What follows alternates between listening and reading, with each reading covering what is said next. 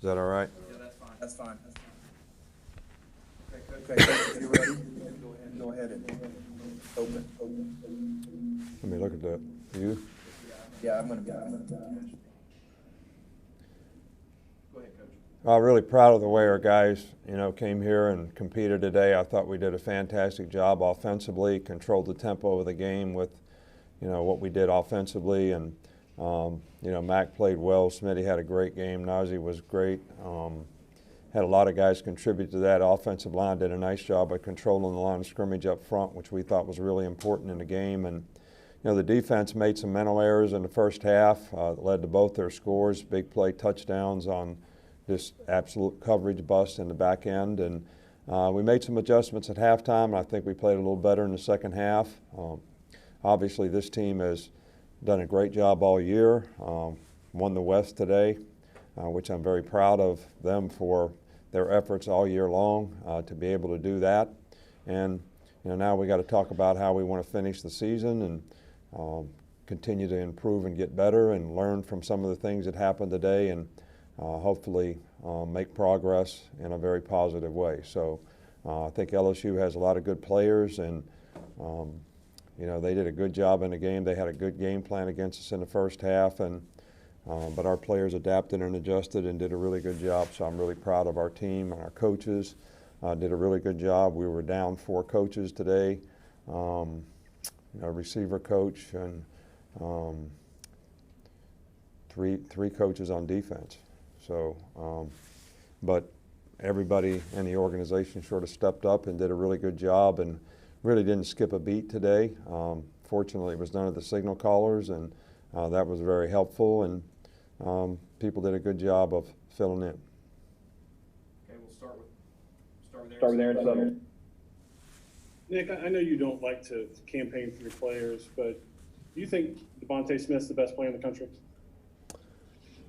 Well, you're asking me a question. I don't see every player play in the country. I love Smitty.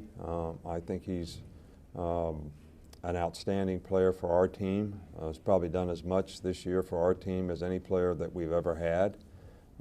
He's a great leader on the team. So it's not fair to compare him to somebody else that you didn't even see.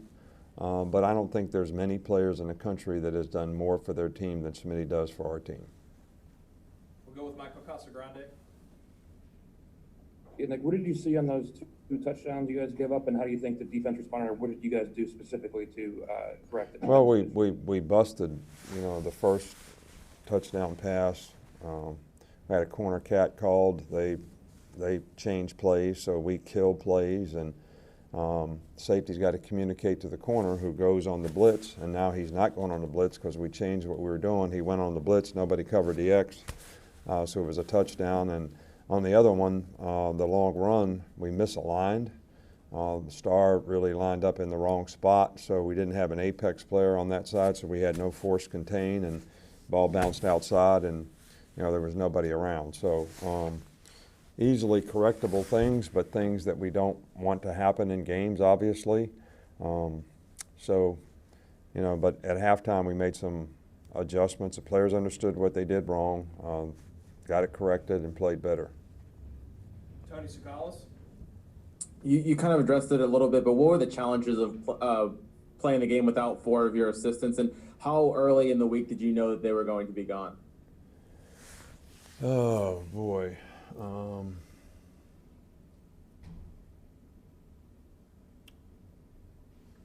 I think Thursday. I think Thursday is the test. I think Wednesdays when we found out. A couple on Monday and then a couple on Wednesday. Yeah. I'm not 100% sure. I mean, I can't be specific, but I knew that on Thursday we knew exactly what we were going to have going into this game, and we made a lot of adaptations, staff-wise on Thursday for people to fill in. And, our players have gotten so resilient to all the different things that happen. I mean, electricity went off in the hotel today, like right when we were going to, our religious service, a half hour before a pregame meal. We had to eat pregame meal in the dark. It's like you know, stuff happens, and everybody just kind of keeps on keeping on because a lot of things happen. I mean, I was out last week. We had coaches out this week, but our players just stay focused. And you know, I think when you have good culture on your team and you've established that culture with your team, that you know, they can adapt and adjust to things that don't go exactly like they expect them to. And we certainly had a lot of opportunity to learn how to do that this season. Brett Hudson? Yeah, to follow up on Devontae, what's made it possible for him to have a season like this? Is he being used differently, or is he developed in a way that's unleashed this in him? No, I think that he was an outstanding player last year, but we also had 3 other receivers that were outstanding players, and so none of them really sort of stood out like Smitty has stood out this year. And because we feature him a lot, they doubled him a lot, they matched up 24 on him a lot. So he had some challenges out there today because they were trying to take him out of the game, and you know, he still performed well, had 8 catches for 230 yards or something. You know, Mac does a good job of reading the coverages and getting the ball to the right guys. So, you know, we need other players to continue to step up and make plays on our team. I think Jalil has helped us do that. You know, Mechie, Slade. You know, Slade had a fumble today, but you know, we just need to keep more and more playmakers developing. But Smitty has done fantastic. A couple more. We'll start with Charlie Potter. Yeah, Coach, just for you, how happy were you to be back with the team and back on the sideline after missing last week? I was really pleased. You know, it's funny. I was like really tough adaptation to stay home and do everything from home. And then I felt actually sort of out of place, you know, going to work. But it didn't take long. I mean, it was about 15 minutes and I fit right back in.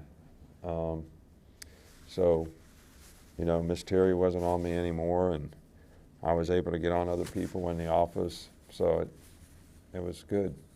And, you know, it was great to be back with the players. And I really appreciated the fact that several of the players were, you know, happy to see me back. So it was good. It was all good. We'll finish up with Steven. Coach, you mentioned the adjustments that you had to make during the second half, but specifically Josh Jobe, and you talked about his consistency. What's been the biggest area of growth that you've seen from Jobe this year? Oh, I think it's overall maturity. You know, Josh is a very emotional player, and sometimes, you know, he would make mistakes because he would get too emotional, and I think his confidence and maturity has allowed him to understand exactly where he has to be able to go out there and perform well and, you know, stay in the right, you know, not comfort zone, but just the right zone to compete and be a really good competitor.